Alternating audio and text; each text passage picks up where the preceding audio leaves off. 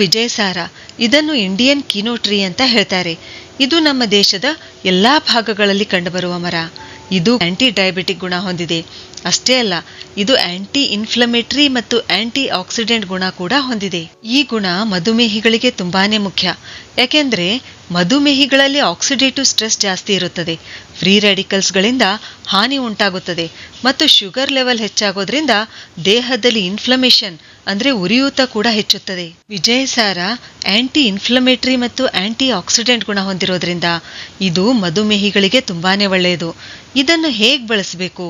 ವಿಜಯಸಾರದ ಕಟ್ಟಿಗೆಯಿಂದ ಮಾಡಿದ ಗ್ಲಾಸು ಮಾರ್ಕೆಟ್ನಲ್ಲಿ ಸಿಗುತ್ತವೆ. ಆನ್ಲೈನ್ನಲ್ಲಿ ಕೂಡ ಲಭ್ಯ. ವಿಜಯಸಾರ ಟಂಬ್ಲರ್ಸ್ ಅಂತ ಹೇಳ್ತಾರೆ.